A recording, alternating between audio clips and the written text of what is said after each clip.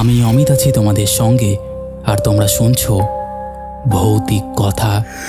কিছু অনুভূতি এমন যা তোমাদেরও হতে পারে। ঘটনা স্ক্রিপ্টিংয়ে রয়েছে নেহা।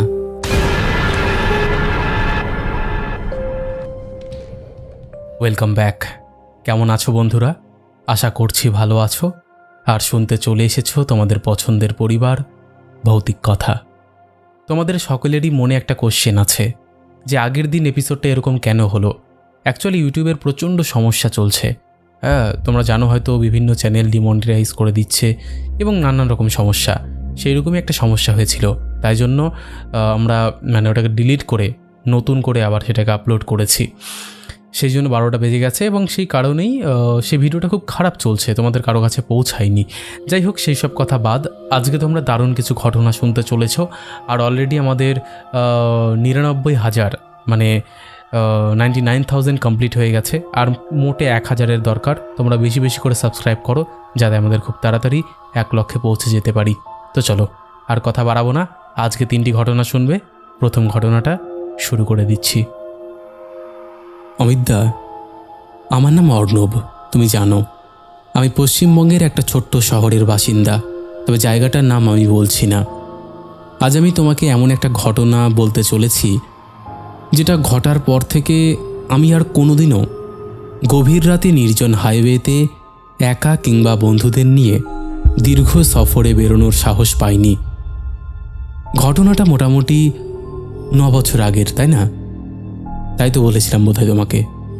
এতদিন কাউকে বিস্তারিতভাবে বলিনি, তুমি জানো, তোমাকেই বলছি। কারণ আমি জানি হয়তো অনেকেই এটা বিশ্বাস করবে না, কিন্তু আজও যখন সেই রাতটার কথা মনে পড়ে অমিতদা, সত্যি বলছি বুকের ভেতরটা না হঠাৎ ঠান্ডা হয়ে যায়। মনে হয় আবার যেন সেই অন্ধকার রাস্তার মধ্যে দাঁড়িয়ে আছি। সেদিন আমরা 4 জন বন্ধু মিলে একটা দীর্ঘ গাড়ি ভ্রমণে বেরিয়েছিলাম। আমার সঙ্গে ছিল রাহুল, সমীর আর দেবজ্যোতি।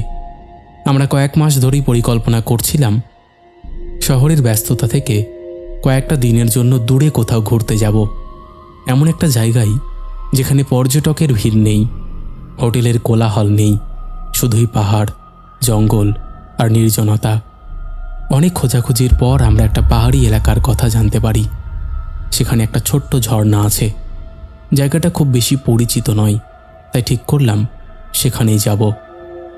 আমার নিজের একটা পুরনো এসইউভি ছিল।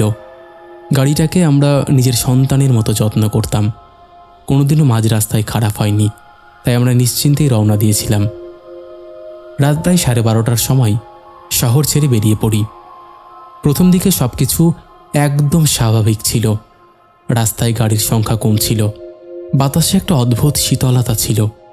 গাড়ির মিউজিক সিস্টেমে হালকা গান বাজছিল আর আমরা গল্প করতে করতে এগিয়ে যাচ্ছিলাম। রাত বাড়ার সঙ্গে সঙ্গে রাস্তা আরও ফাঁকা হতে লাগলো। একসময় চারপাশে শুধু অন্ধকার আর হেডলাইটের আলো ছাড়া কিছুই দেখা যাচ্ছিল না। প্রায় 3 ঘন্টা গাড়ি চালানোর পর আমরা এমন এক এলাকায় পৌঁছালাম যেখানে মোবাইলের নেটওয়ার্কও ঠিকমতো ছিল না। রাস্তার দুপাশে ঘন জঙ্গল, মাঝে মাঝে দূরে কোথাও পাখির ডাক কিংবা অজানা কোনো প্রাণীর শব্দ শোনা যাচ্ছিল। তখন রাত প্রায় 2:30। হঠাৎ করে আবহাওয়া বদলে যেতে শুরু করলো। কিছুক্ষণ আগেও আকাশ পরিষ্কার ছিল, অথচ কয়েক মিনিটের মধ্যে কালো মেঘে ঢেকে গেল চারিদিক। বাতাসের বেগ অস্বাভাবিকভাবে বেড়ে যেতে লাগলো।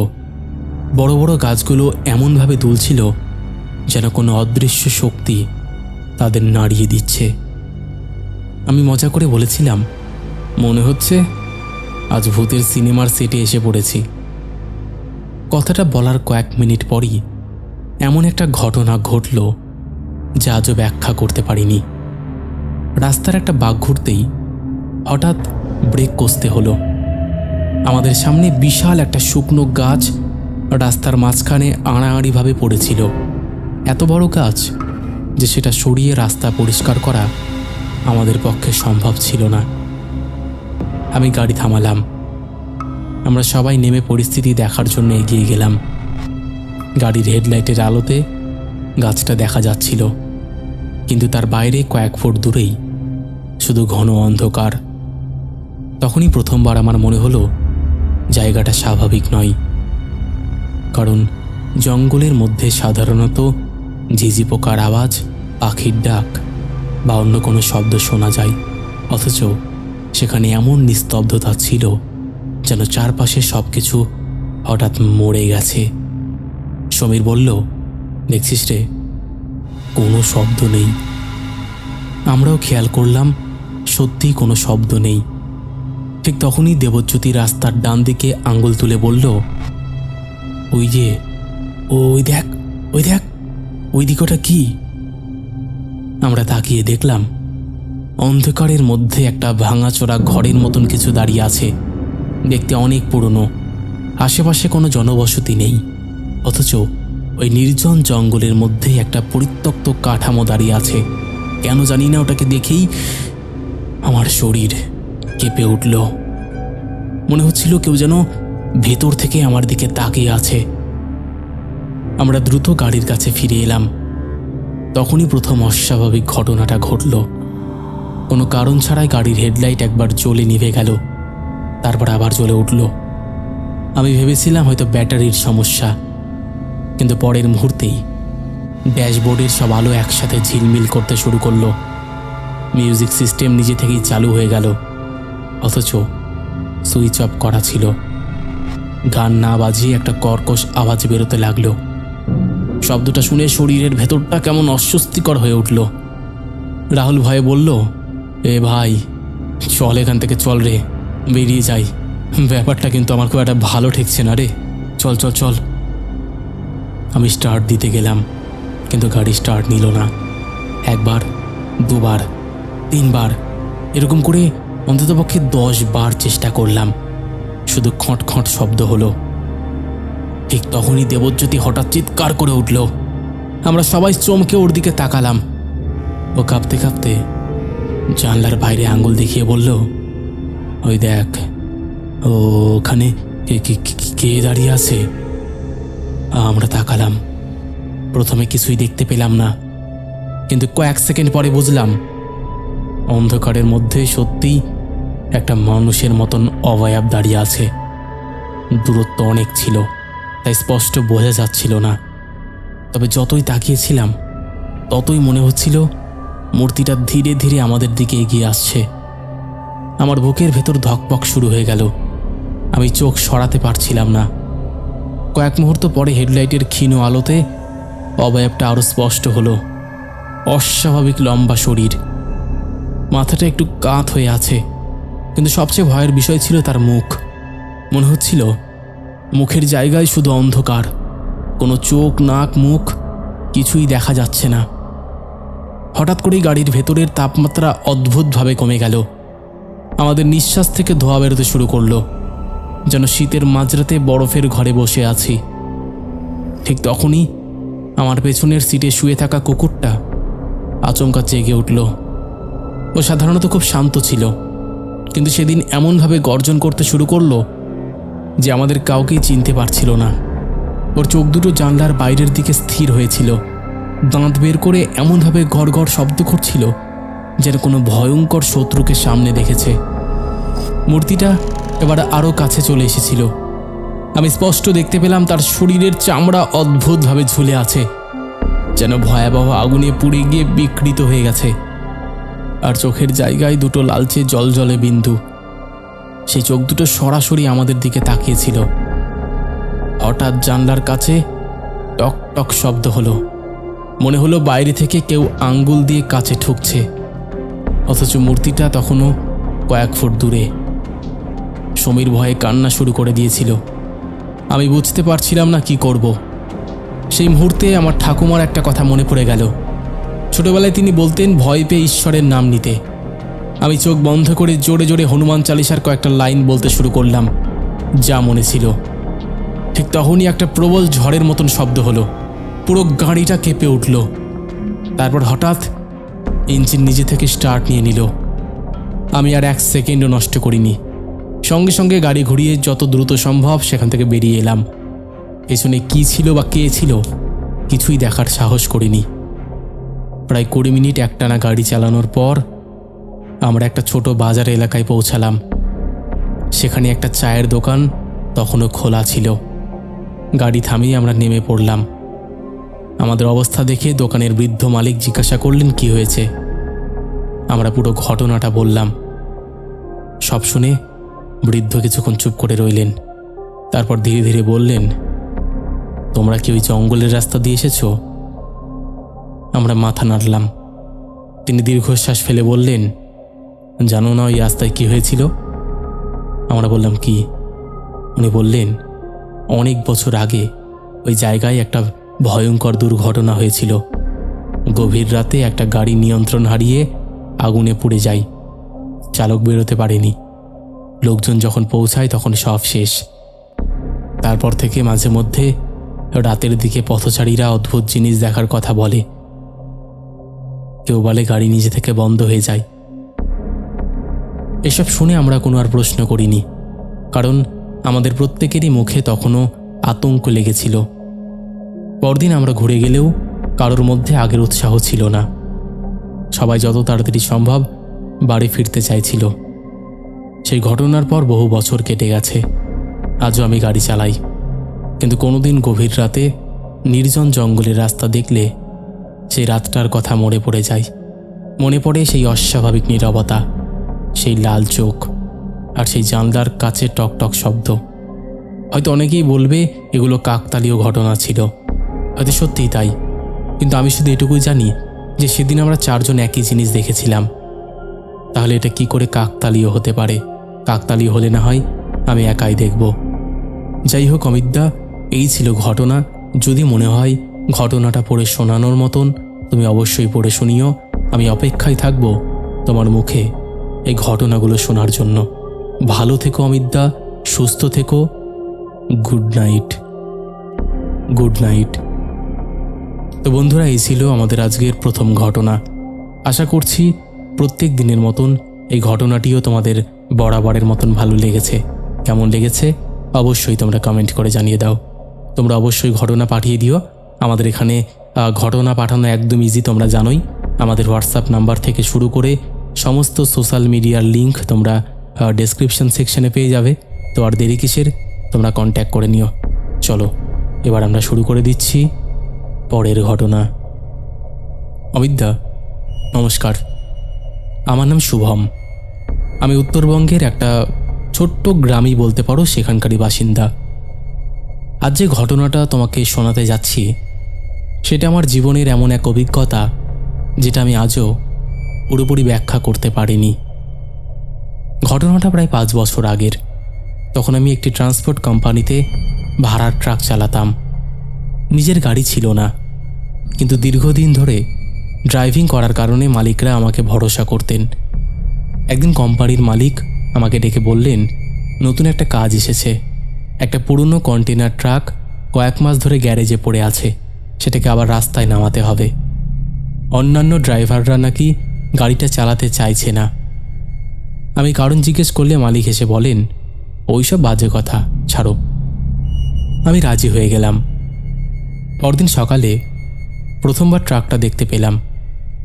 দূর থেকে দেখেই মনে হলো গাড়িটা অন্যরকম, খুব পুরনো নয়, আবার একেবারে নতুনও নয়, কিন্তু কেমন যেন একটা চাপা বিষণ্ণতা গাড়িটার গায়ে লেগে আছে। গ্যারেজের এক বৃদ্ধ মিস্ত্রি আমাকে দেখে বললেন, বাবা গাড়িটা চালাও, সমস্যা নেই। প্রথম কয়েকদিন কোনো সমস্যা হলো না, কিন্তু কেন জানি না চতুর্থ দিনের রাত থেকে অদ্ভুত কিছু ঘটনা ঘটতে শুরু করলো। সেদিন আমি মাল নিয়ে একটা দীর্ঘ রুটে যাচ্ছিলাম। রাত তখন প্রায় 1টা। রাস্তার দুপাশে ঘন জঙ্গল। হঠাৎ করে কেবিনের ভেতরে পোড়া রাবারের গন্ধ পেলাম। ভাবলাম হয়তো ব্রেক গরম হয়েছে। গাড়ি থামিয়ে সব পরীক্ষা করলাম, কিছুই পেলাম না। আবার রওনা দিলাম। 10 মিনিট পর গন্ধটা আরও তীব্র হয়ে উঠল। সেই সঙ্গে কানে এলো খুব ক্ষীণ একটা শব্দ। মনে হলো কেউ যেন অনেক দূর থেকে ফিসফিস করে কথা বলছে। আমি রেডিও বন্ধ করলাম। শব্দটা তখনও চলছে, কিন্তু শব্দের উৎস বুঝতে পারলাম না। এরপর থেকে প্রায় প্রতি রাতেই একই ঘটনা ঘটতে লাগলো। পোড়া গন্ধ, ফিসফিস শব্দ, আর কখনো কখনো কেবিনের কাছে কারোর ছায়ার মতো প্রতিফলন। অথচ আশেপাশে কেউ থাকতো না। একদিন আমার সঙ্গে সহকারী হিসেবে নতুন একটি ছেলে উঠল, নাম পল্টু। খুব হাসি খুশি স্বভাবের ছেলে। সেদিন গভীর রাতে সে হঠাৎ আমাকে বলল, দাদা, পেছনে কি কেউ বসে আছে? আমি অবাক হয়ে বললাম, হ্যাঁ, পেছনে কে থাকবে, কোথায়? সে কাপা হাতে কেবিনের পেছনের ছোট জায়গাটিকে ইশারা করল। আমি ঘুরে তাকালাম, কিছুই নেই। কিন্তু পল্টুর মুখের অবস্থা দেখে বোঝা যাচ্ছিল সে মিথ্যে বলছে না। এরপর সে আর এক মুহূর্তও ওই ট্রাকে থাকতে চাইল না, পরের স্টপেজেই নেমে গেল। সেই ঘটনার পর আমারও কেমন যেন একটা অস্বস্তি শুরু হলো, কারণ এতদিন আমি শুধু গন্ধ বা শব্দ পেয়েছিলাম, কিন্তু এবার অন্য কেউ কিছু দেখেছে। কয়েকদিন পর এক রাতে এমন একটা ঘটনা ঘটল যে আমার জীবন বদলে দেয়। আমি তখন একটা পাহাড়ি রাস্তা দিয়ে ফিরছি, রাত মোটামুটি 2টো। হঠাৎ ট্রাকের হেডলাইট কয়েক সেকেন্ডের জন্য নিভে গেল। জ্বলে উঠতেই দেখলাম রাস্তার মাঝখানে একজন মানুষ দাঁড়িয়ে আছে। আমি সঙ্গে সঙ্গে ব্রেক কষলাম, কিন্তু গাড়ি থামার আগেই লোকটা অদৃশ্য হয়ে গেল। আমি নেমে চারপাশ খুঁজলাম, কোথাও কেউ নেই। তবে রাস্তার ধারে একটা পুরনো ভাঙা পাথরের ফলক দেখতে পেলাম। তাতে কিছু লেখা ছিল, কিন্তু অন্ধকারে পড়া যাচ্ছিল না। পরদিন দিনের আলোতে আবার সেই জায়গায় গেলাম। স্থানীয় এক চায়ের দোকানদারের কাছ থেকে জানতে পারলাম কয়েক বছর আগে ওই রাস্তায় একটা ভয়াবহ দুর্ঘটনা হয়েছিল। একটি যাত্রীবাহী বাস গভীর খাদে পড়ে যায়, বহু মানুষ মারা যায়।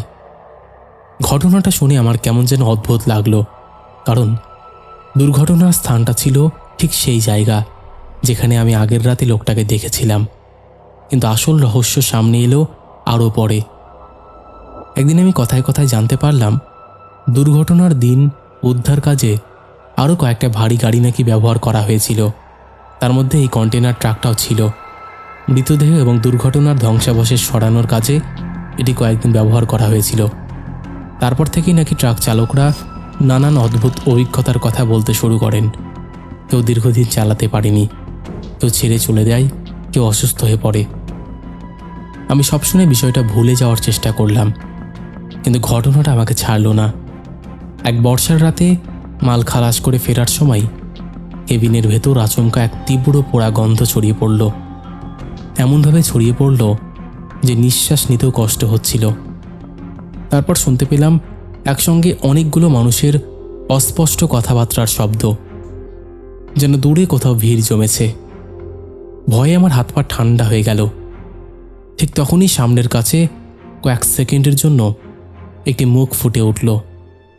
ক্লান্ত, আহত, রক্তাক্ত একটি মুখ। তারপরে মিলিয়ে গেল। আমি কোনোভাবে গাড়ি চালিয়ে একটি ধাবায় পৌঁছালাম। সেখানে এক বৃদ্ধের সঙ্গে পরিচয় হলো। আমার অবস্থা দেখে তিনি জিজ্ঞেস করলেন কি হয়েছে। আমি সব খুলে বললাম। তিনি মন দিয়ে শুনলেন, তারপর নিজের গলার তাবিজ খুলে আমার হাতে দিয়ে বললেন, এটা সঙ্গে রেখো, আর মনে রেখো কিছু কিছু বিষয় বিশ্বাস করতে হয়। আমি তাবিজটি গলায় পড়ে নিলাম। আশ্চর্যের বিষয়, সেদিনের পর থেকে পোড়া গন্ধটা ধীরে ধীরে কমতে শুরু করলো। ফিসফিস শব্দ আর শুনিনি। কয়েক মাস পর ট্রাকটা অন্য একটা কোম্পানির কাছে বিক্রি হয়ে যায়। আমি অন্য কাজে চলে যাই। হয়তো তাবিজের কারণেই আমার অভিজ্ঞতাটা সেখানেই শেষ হয়েছিল। আবার হয়তো সবই ছিল কাকতালীয়। আজও আমি জানি না সেদিনগুলোতে আমি ঠিক কী দেখেছিলাম। তবে একটা বিষয় নিশ্চিত, রাতের নির্জন হাইওয়েতে চলতে চলতে কখনো কখনো এমন কিছু ঘটনার মুখোমুখি হতে হয় যার ব্যাখ্যা শুধু যুক্তি দিয়ে বিচার করা যায় না। আর আজও যখন কোনো পুরনো কন্টেনার ট্রাককে বৃষ্টি ভেজা রাস্তায় ধীরে ধীরে অন্ধকারের দিকে চলে যেতে দেখি, তখন অজান্তেই আমার হাত গলার সেই পুরনো তাবিজটার উপর চলে যায়। তো এই ছিল আমার সঙ্গে ঘটে যাওয়া একটা ঘটনা। হয়তো ঘটনাটা অনেকে বিশ্বাস করবে না, তবে আমি যেটুকু বলছি সেটুকু একদম সত্য। ভালো লাগলে পড়ে শুনিও। তো বন্ধুরা, এই ছিল আমাদের আজকের দ্বিতীয় ঘটনা। তোমাদের কেমন লেগেছে তোমরা অবশ্যই জানিও। তোমরাও যদি এমন ঘটনা শেয়ার করতে চাও তাহলে শেয়ার করতে পারো। আর একটা কথা, ভৌতিক কথা কোনো রকম অন্ধবিশ্বাস, কোনো রকম কুসংস্কার বা কোনো রকম নেগেটিভিটিকে প্রশ্রয় দেয় না। ভৌতিক কথার কাজ শুধুমাত্র মানুষের জীবনে ঘটে যাওয়া ঘটনা সকলের সামনে তুলে ধরা, নচেত আর কোনো উদ্দেশ্য নেই। তাই যারা বিশ্বাস করছো না তারা এগুলোকে এন্টারটেনমেন্টের জন্যই নিয়ে নাও। চলো এবার আমরা শুরু করি পরের ঘটনা।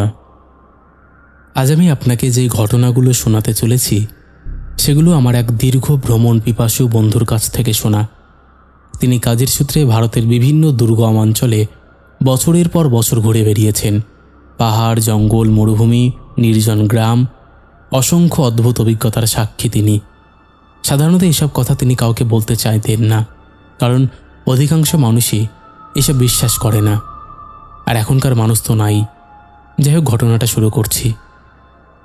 ঘটনাটার শুরু হিমাচল প্রদেশের এক দুর্গম পাহাড়ি জনপদ থেকে। চারিদিকে উঁচু পাহাড়, ঘন দেবদারুর বন আর আঁকাবাঁকা সরু রাস্তা। সে গ্রামের নাম আজও আমি প্রকাশ করতে চাই না, কারণ আজও সেখানে বসবাসকারী মানুষজন এসব বিষয় নিয়ে কথা বলতে অস্বস্তি বোধ করেন। বহু বছর আগে সেখানে বাস করত এক ছোট্ট মেয়ে। তার নাম ছিল মেঘা। বছর মাত্র 8 বছর, প্রাণবন্ত, হাসি খুশি আর সবার আদরের মেয়ে। একদিন গ্রামের এক আত্মীয়ের বাড়িতে ধর্মীয় অনুষ্ঠানের আয়োজন হয়। সকাল থেকেই গ্রামের মানুষ সেখানে জড়ো হয়েছিল। মেঘাও পরিবারের সঙ্গে সেখানে গিয়েছিল। দুপুরের দিকে খাওয়া দাওয়া শেষ হলে সবাই গল্পে ব্যস্ত হয়ে পড়েছিল। মেঘা একাই বাড়ির উদ্দেশ্যে রওনা দেয়। পথটা খুব একটা দূরের ছিল না, কিন্তু মাঝখানে ছিল একটা পুরনো বনাঞ্চল, যেটি নিয়ে গ্রামের নানা গল্প প্রচলিত ছিল। সন্ধ্যা নামার আগে যখন মেঘা বাড়িতে পৌঁছায়নি, তখন পরিবার উদ্বিগ্ন হয়ে পড়ে। প্রথমে সবাই ভেবেছিল সে হয়তো কোনো বন্ধুর বাড়িতে গেছে, কিন্তু রাত ঘনিয়ে এলেও তার কোনো খোঁজ পাওয়া গেল না। গ্রামের মানুষজন দল বেঁধে খোঁজ করল।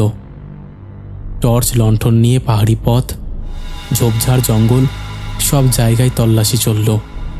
পরদিন দুপুর নাগাদ জঙ্গলের গভীরে এক ভয়াবহ দৃশ্য দেখতে পায় অনুসন্ধানকারীরা। এক পাথরের ঢালের পাশে পাতার নিচে লুকিয়েছিল মেঘার নিথর দেহ। ঘটনাটি দেখে পুরো গ্রাম শোকে স্তব্ধ হয়ে যায়। বন দপ্তরের কর্মীরা এসে জানান সম্ভবত কোনো হিংস্র বন্য প্রাণীর আক্রমণে তার মৃত্যু হয়েছে। ঘটনাটা এখানেই শেষ হয়ে গেলে পারত, কিন্তু প্রকৃত রহস্য শুরু হয় তারপর থেকেই। মেঘার মা শোক সামলাতে পারছিলেন না। দিনের পর দিন কান্নাকাটি করতে করতে তিনি অসুস্থ হয়ে পড়েন। মাঝে মধ্যেই তিনি অচেতন হয়ে যেতেন। প্রথম দিকে সবাই এটাকে স্বাভাবিক মনে করেছিল, কিন্তু একদিন অদ্ভুত ঘটনা ঘটল। গ্রামের কয়েকজন মহিলা তাকে সান্ত্বনা দিতে এসেছিলেন। হঠাৎ তিনি জ্ঞান হারিয়ে মাটিতে পড়ে যান। কিছুক্ষণ পর তার মুখ দিয়ে এমন কণ্ঠস্বর বের হতে শুরু করে যা উপস্থিত কেউ আগে কখনো শোনেনি। কণ্ঠস্বরটি ছিল শিশুর মতন, কিন্তু অস্বাভাবিকভাবে স্পষ্ট। ঘরে উপস্থিত সবাই আতঙ্কে জমে গেল। কেউ ভাবল শোকের চাপে মানসিক ভারসাম্য নষ্ট হয়েছে, কেউ ভাবল অন্য কিছু। পরবর্তী কয়েক সপ্তাহ ধরে একই ঘটনা বারবার ঘটতে থাকে। যখনই তিনি অজ্ঞান হতেন তখনই অদ্ভুত সব কথা বলতেন। কখনো বলতেন পাহাড়ের রহস্যের কথা, কখনো বলতেন এক পুরনো শত্রুতার কথা। গ্রামের প্রবীণরা সিদ্ধান্ত নিলেন বিষয়টা স্থানীয় মন্দিরের পুরোহিতকে জানানো হবে। মন্দিরের বিশেষ পুজোর আয়োজন করা হয়। পুজোর পর গ্রামের কয়েকজন প্রবীণ দাবি করেন গ্রামের এক প্রান্তে বহুদিন আগে ব্যবহৃত একটি পরিত্যক্ত কুঁড়েঘরের পাশে মাটির নিচে কিছু লুকিয়ে রাখা হয়েছে। কৌতূহলী গ্রামবাসীরা সেখানে গিয়ে খোঁজাখুঁজি শুরু করে। প্রায় 1 ফুট গভীরে একটা পুরনো কাপড়ের পুঁটলি পাওয়া যায়। পুঁটলির ভেতরে ছিল শুকনো ফুল, কিছু অদ্ভুত চিহ্ন আঁকা কাগজ এবং কয়েকটি ব্যক্তিগত জিনিস। সেই সময় গ্রামে গুজব ছড়িয়ে পড়ে যেটি কোনো অশুভ ক্রিয়ার অংশ। পরে পুরোহিতের পরামর্শে সেগুলোকে আগুন লাগিয়ে পুড়িয়ে ফেলা হয়। অদ্ভুতভাবে এরপর থেকে মেঘার মায়ের অস্বাভাবিক আচরণও ধীরে ধীরে বন্ধ হয়ে যায়।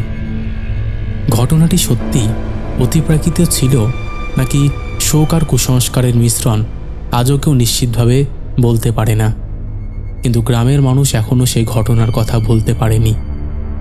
আমার বন্ধুর দ্বিতীয় ঘটনাটি আরও অদ্ভুত। আমার বন্ধুর পরিচিত এক দম্পতি নতুন চাকরির কারণে একটা ভাড়া বাড়িতে ওঠেন। বাড়িটি দেখতে সুন্দর হলেও প্রথম দিন থেকেই কিছু অস্বাভাবিক ব্যাপার চোখে পড়তে শুরু করে। রাতে অদ্ভুত শব্দ, খালি ঘরে কারোর হাঁটার আওয়াজ, রান্না করা খাবার দ্রুত নষ্ট হয়ে যাওয়া, ঘুমের মধ্যে বুকের ওপর চাপ অনুভব করা। প্রথমে তারা বিষয়গুলোকে অতটা গুরুত্ব দেয়নি, কিন্তু সময়ের সঙ্গে সঙ্গে সমস্যা বাড়তে থাকে। একদিন স্ত্রী দাবি করেন তিনি মাঝরাতে সিঁড়ির ধাপে একজন মানুষকে দাঁড়িয়ে থাকতে দেখেছেন। লোকটি কয়েক সেকেন্ড তাকিয়ে থাকার পর অদৃশ্য হয়ে যান। পরবর্তীতে তারা বাড়ির ইতিহাস জানতে চেষ্টা করেন। স্থানীয়দের কাছ থেকে জানতে পারেন বাড়িটির আগের মালিক হঠাৎ এক দুর্ঘটনায় মারা গিয়েছিলেন। এরপর থেকে বাড়িটি নিয়ে নানান গুজব ছড়ায়। কিছুদিন পর পরিস্থিতি এমন পর্যায়ে পৌঁছে যায় যে স্বামী স্ত্রীর মধ্যে অকারণে ঝগড়া শুরু হয়। ছোট ছোট বিষয় নিয়ে তীব্র অশান্তি চলতে থাকে। তারা দুজনেই বুঝতে পেরেছিলেন যে কোনো একটা অদৃশ্য চাপ তাদের আচরণ বদলে দিচ্ছে। শেষ পর্যন্ত বাড়ি ছেড়ে অন্যত্র চলে যাওয়ার সিদ্ধান্ত নেন। আর আশ্চর্যের বিষয়, নতুন বাড়িতে যাওয়ার পর সমস্ত সমস্যা একেবারে বন্ধ হয়ে যায়। আমার বন্ধু আরও একটা ঘটনা বলেছিলেন যা সবচেয়ে রহস্যময়। তিনি একবার মরুভূমি অঞ্চলে ভ্রমণ করছিলেন। তার সঙ্গে ছিল আরও 3 জন। সন্ধ্যের আগে একটা গ্রামে পৌঁছানোর কথা ছিল, কিন্তু হঠাৎ তারা লক্ষ্য করেন একই পথ বারবার সামনে আসছে। একই গাছ, একই ভাঙার পাথর, একই শুকনো কূপ। ঘন্টা হাঁটার পরও তারা যেন একই জায়গায় ঘুরপাক খাচ্ছেন।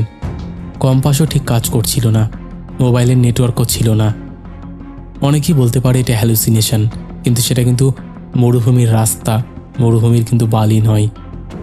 তারা এরপর মনে মনে ভগবানের নাম নিয়ে চোখ বন্ধ করে প্রার্থনা শুরু করেন।